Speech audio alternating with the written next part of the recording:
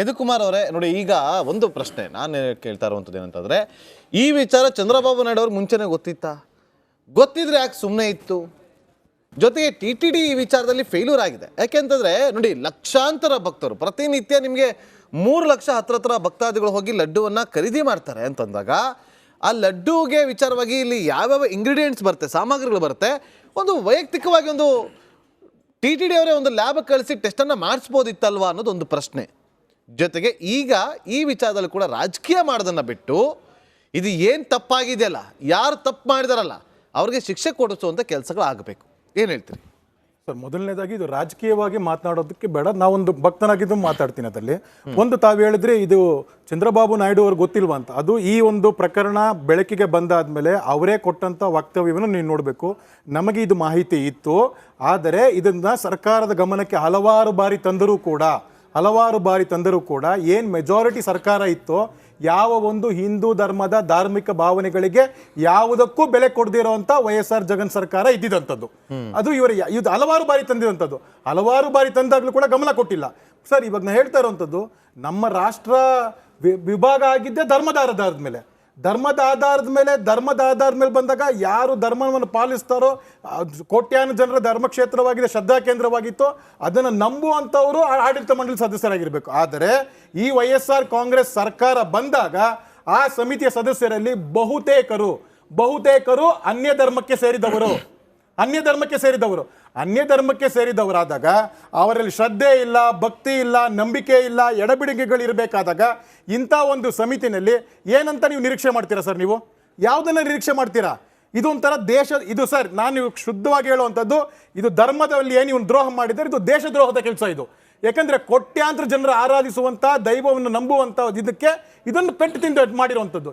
ಇವರಿಗೆ ಯಾವ ರೀತಿಯಲ್ಲಿ ಅಂದರೆ ತಮ್ಮ ಮತ ಮಾತ್ರ ಶ್ರೇಷ್ಠ, ತಾವು ಯಾರ ಒಂದು ಮತಬಲದ ಮೇಲೆ ಬಂದಿದ್ದಾರೋ ಅವರೆಲ್ಲ ಕನಿಷ್ಠ ಅನ್ನೋಂಥ ಭಾವನೆ ಏನು ದರ್ಪದಿಂದ ಮಾಡಿದಾರೋ, ಆ ದರ್ಪದಿಂದ ಮಾಡಿದ್ದಕ್ಕೆ ಇದು ಹಲವಾರು ಬಾರಿ ಇದು ಅವ್ರ ಗಮನಕ್ಕೆ ತಂದರೂ ಕೂಡ ಅದನ್ನು ಮಾಡದೆ, ಈಗ ಈ ಒಂದು ಹೊಸದಾಗಿ ಸರ್ಕಾರ ಬಂದಾಗ ಅದು ಲ್ಯಾಬ್ ಟೆಸ್ಟ್ ಮಾಡಿ ಗುಜರಾತಲ್ಲಿ ಮಾಡಿ ಇದು ಮಾಡಿದಾಗ ಸರ್, ಒಂದು ಸಿಂಪಲ್ ಆಗಿರುತ್ತೆ ಸರ್. ಅಲ್ಲಿ ಅವರು ಕೊಟ್ಟಂಥ ಲಾಸ್ಟ್ ಟೈಮ್ ಟೆಂಡರ್ ಕೊಟ್ಟಂಥ ಯಾವುದು AR ಪ್ರಾಡಕ್ಟ್ ದಿಂಡಗಲ್ಲ, ಇದರಲ್ಲಿ 300 ರೂಪಾಯಿಗೆ ಶುದ್ಧವಾದ ತುಪ್ಪ ಸಿಗಲ್ಲ ಅಂತ ಒಬ್ಬ ಸಾಮಾನ್ಯ ಜನಕ್ಕೂ ಗೊತ್ತಾಗ ಅಂಥ ದೊಡ್ಡ ಸಂಸ್ಥೆ, ಅಂಥ ದೊಡ್ಡ TTD ಇದ್ರಲ್ಲಿ ಬೇಕಾದಾಗ ಅಲ್ಲಿರುವಂಥ ಅಧಿಕಾರಿಗಳಿಗಾಗ್ಬೋದು, ವ್ಯವಸ್ಥಾಪಕ ನಿರ್ದೇಶಕರಿಗಾಗ್ಬೋದು, ಇದು ಗೊತ್ತಿಲ್ಲದೆ ಇರುತ್ತಾ?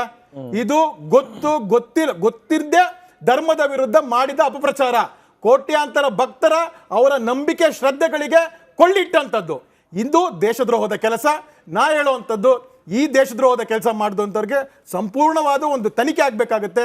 ಯಾರ್ಯಾರು ಇನ್ವಾಲ್ವ್ ಆಗಿದ್ದಾರೆ, ಯಾವ್ಯಾವ ರಾ ಮೆಟೀರಿಯಲ್ಸ್, ತುಪ್ಪ ಅಲ್ದಿರ ಬೇರೆ ಯಾವ ರಾ ಮೆಟೀರಿಯಲ್ಸ್ನಲ್ಲಿ ಏನೇನು ಕಳಬರಿಕೆ ಆಗಿತ್ತು, ಅದಕ್ಕೊಂದು ಹೈಪವರ್ ಕಮಿಟಿ ಏನು ನಮ್ಮ ಸ್ನೇಹಿತರು ಹೇಳ್ದಂಗೆ ಅರ್ಥ ಆಗಬೇಕು. ಆದರೆ ಇದೊಂದು ದೇಶದ ಉದ್ದಗಲಕ್ಕೂ ಆ ಭಕ್ತಾದಿಗಳಿರೋದ್ರಿಂದ ಸಮಗ್ರವಾಗಿ ಒಂದು CBI ತನಿಖೆ ಆದರೆ ಮಾತ್ರನೇ ಇದಕ್ಕೆ ಮಾಡುವಂಥದ್ದು.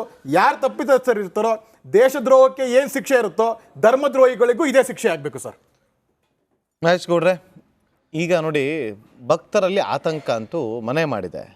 ಅಯ್ಯೋ ನಾವು ತಿಂದ್ಬಿಟ್ವಾ ಅಂತೇಳಿ ಅವ್ರೊಂದು ಮಾತು ಹೇಳ್ತಾ ಇದ್ರು. ನೋಡಿ, ಇವತ್ತು ನಾನ್ ವೆಜ್ ತಿನ್ನೋವಂಥವ್ರು ಈಗ ಅಯ್ಯೋ ಏನೋ ಆಗೋಗಿದೆ ಅಂತೇಳಿ ಸುಮ್ಮನೆ ಹೋಗ್ತಾರೆ. ಆದರೆ ಯಾವತ್ತೂ ಅದರಿಂದ ದೂರ ಇರುವಂಥವ್ರು, ಅದನ್ನು ಮುಟ್ಟದೇ ಇರುವಂಥವ್ರು ಇವತ್ತು ಆ ಲಡ್ಡುವನ್ನು ತಿಂದು ಆ ಪ್ರಸಾದವನ್ನು ತಿಂದಂಥ ಸಂದರ್ಭದಲ್ಲಿ ಈಗ ಅವ್ರಿಗೆ ಗೊತ್ತಾಗಿದೆ, ಅಯ್ಯೋ ನಾನು ಪ್ರಾಣಿಗಳ ಕೊಬ್ಬು ಬೆರಕೆ ಆಗಿರುವಂಥ ಪ್ರಸಾದವನ್ನು ತಿಂದುಬಿಟ್ನಲ್ಲ.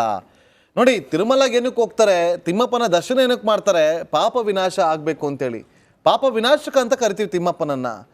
ಒಬ್ಬ ಮನುಷ್ಯ ರೂಪದಲ್ಲಿ ಬಂದು ಹುಡ್ಕೋದಕ್ಕೆ ಅಂತ ಬಂದು ಲಕ್ಷ್ಮಿಯನ್ನು ಅಲ್ಲಿ ಬಂದು ಅವರು ನೆಲೆ ಹೊರ್ತಾರೆ.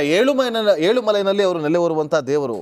ಅಂಥ ಏಳುಮಲೆಗೆ ಹೋಗಿ ಬೆಟ್ಟವನ್ನು ಹತ್ತಿ ಹೋದರೆ ನಮ್ಮಲ್ಲಿರುವಂಥ ಪಾಪಗಳನ್ನ ನಾವು ಕಳೆದುಕೊಳ್ತೀವಿ ಅಂತೇಳಿ. ಆದರೆ ಇವತ್ತು ಪವಿತ್ರವಾದಂಥ ಸ್ಥಳಕ್ಕೆ ಹೋಗಿ ಅಲ್ಲಿಂದ ಪ್ರಸಾದವನ್ನು ತಿಂದಂಥವರು, ಅಲ್ಲಿಂದ ಮನೆಗಳಿಗೆ ತಂದು ಬೇರೆಯವರಿಗೆ ಹಂಚಿದಂಥವರು ನಾವು ಅಪವಿತ್ರ ಆಗೋಗಿದ್ದೀವಿ ಎನ್ನುವ ಒಂದು ಮನಸ್ಥಿತಿಯಲ್ಲಿದ್ದಾರೆ.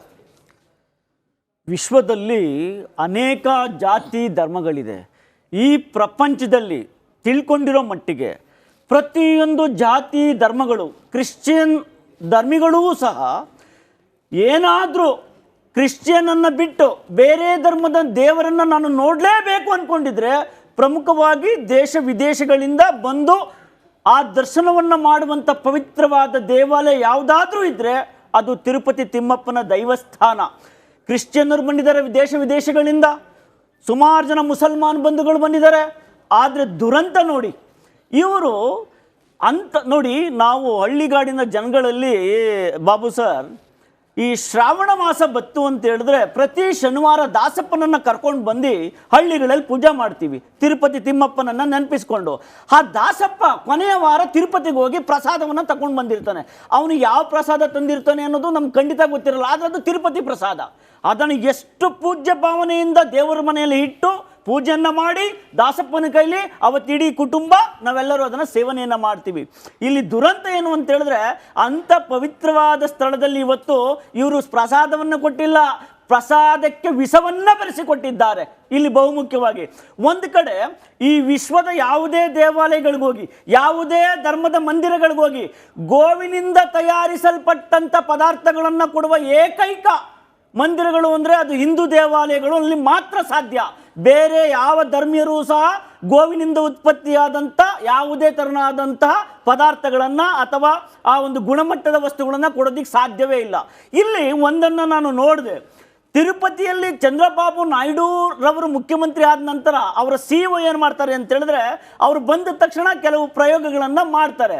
ಇಲ್ಲಿ ದೇವಾಲಯಗಳಲ್ಲಿ, ಪ್ರಮುಖವಾದಂಥ ದೇವಾಲಯಗಳಲ್ಲಿ ಪ್ರಸಾದವನ್ನು ಕೊಡಬೇಕಾದ್ರೆ ಕೆಲವು NABL ಟೆಸ್ಟ್ ವರದಿಗಳು ಬರಬೇಕಾಗುತ್ತೆ. ಈ NABL ಟೆಸ್ಟ್ ವರದಿಗಳು ಖಾಸಗಿ ಲ್ಯಾಬ್ಗಳೊಂದಿಗೆ ಸಂಬಂಧಗಳನ್ನು ಹೊಂದಿದೆ.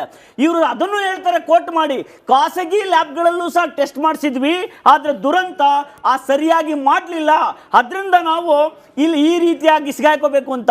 ಇಲ್ಲಿ ಒಂದು ಕಡೆ ನೋಡಿದ್ರೆ ಅಂತ ಹೇಳಿದ್ರೆ ಇದು ತಿಳ್ಕೊಬಿಡಿ, ಎಲ್ಲಿ ಈ ಪ್ರಪಂಚದಲ್ಲಿ ವೆಚ್ಚ ಅಗ್ಗವಾದಷ್ಟು ವೆಚ್ಚ ಅಗ್ಗವಾಗಬೇಕು, ಆ ಸಂದರ್ಭದಲ್ಲಿ ಗುಣಮಟ್ಟ ಸಂಪೂರ್ಣ ಕಳಪೆ ಆಗಿರುತ್ತದೆ. ಇದು TTDಯಲ್ಲಿ ಕಂಡು ಬಂದಂಥ ಮೆಗಾ ಮೋಸ. ಇದು ವೆಚ್ಚ ಕಡಿಮೆ ಆಗಿದೆ, ಯಾವುದೇ ಕಾರಣಕ್ಕೂ ಶುದ್ಧವಾದಂಥ ತುಪ್ಪವನ್ನು ಯೂಸ್ ಮಾಡಲಿಲ್ಲ.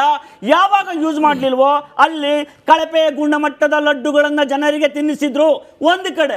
ಎರಡನೇದೇನಪ್ಪ ಅಂತ ಹೇಳಿದ್ರೆ, ಒಂದು ಇದನ್ನು ಮಾಡ್ತಾರೆ ಅವರು, ಎಲ್ಲಿ ತಮಿಳ್ನಾಡಲ್ಲಿ ಸರ್ ಹೇಳ್ದಂಗೆ ಅಲ್ಲಿ ಒಂದು ಡೈರಿ ಇರ್ತದೆ, AR ಡೈರಿ ಪ್ರಾಡಕ್ಟ್ ಅಂತೇಳಿ. ಇವರು ರಾಜಾ ಮಿಲ್ಕ್ ಏನಿದೆ, ರಾಜಾ ಮಿಲ್ಕ್ ಕೊಟ್ಟಂಥ ಹಾಲು ಸೂಪರ್ ಆಗಿತ್ತು, AR ಡೈರಿ ಮಿಲ್ಕ್ ಕೊಟ್ಟಂಥ ಹಾಲು ಕಳಪೆ ಆಗಿತ್ತು.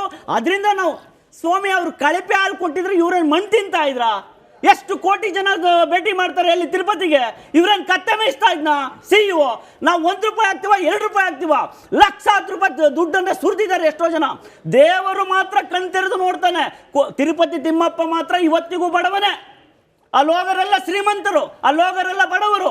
ಬಡವನೂ ಸಹ ದುಡ್ಡನ್ನು ಇಟ್ಟು ₹1 ತಿರುಪತಿ ತಿಮ್ಮಪ್ಪನ ಸಾಲವನ್ನು ತೀರಿಸಬೇಕು ಅಂತೇಳಿ ಹಗಲು ರಾತ್ರಿ ದುಡ್ದಂಥ ದುಡ್ಡನ್ನು ತೆಗೆದುಕೊಂಡು ಹೋಗಿ ಇಟ್ಟರೆ, ಈ ಪುಣ್ಯಾತ್ಮ ಮುಖ್ಯಮಂತ್ರಿ ಆಗಿದ್ದಂಥ 5 ವರ್ಷಗಳ ಕಾಲ ರಾಜ್ಯಭಾರವನ್ನು ಮಾಡಿದಂಥ ಮಹಾಪುಣ್ಯಾತ್ಮ ಅವನು ಈ ರೀತಿಯಾದಂಥ CEO ನೇಮಕ ಮಾಡಿಕೊಂಡು ಹಸುವಿನ ತುಪ್ಪದ ಜೊತೆಗೆ, ಗೋವಿನ ತುಪ್ಪದ ಜೊತೆಗೆ ಕಳಬೆಳಕೆಯಾದಂಥ ಹಂದಿಯ ಕೊಬ್ಬು, ಮಾನ ಮರ್ಯಾದೆ ಇವ್ರಿಗೇನಾರ ಇದ್ದದ? ಈ ದೇಶದಲ್ಲಿ ನಡೆದಂಥದ್ದು ನೋಡಿ. ಇವತ್ತು ಏನು ಮೊನ್ನೆ ಚಾಮರಾಜನಗರದಲ್ಲಿ ವಿಷವನ್ನು ತಿಂದು ನಿಮ್ಗೆ ಗೊತ್ತೇ ಇದೆ ಎಷ್ಟು ಜನ ಬಡವರು ಸತ್ರು ಅಂತೇಳಿ. ಇವತ್ತಿಗೂ ನಾವು ಅದನ್ನು ಕಣ್ಣಲ್ಲಿ ಮರೆಯೋದಕ್ಕೆ ಸಾಧ್ಯ ಇಲ್ಲ. ಅಲ್ಲಿ ಇಲ್ಲಿ ನೋಡಿ, ಕರ್ನಾಟಕದಲ್ಲಿ ಎಲ್ಲ ಮುಜರಾಯಿ ದೇವಾಲಯಗಳಿಗೂ ಒಂದು ಆದೇಶ ಅಂತೆ. ಏನಂತ ಆದೇಶ?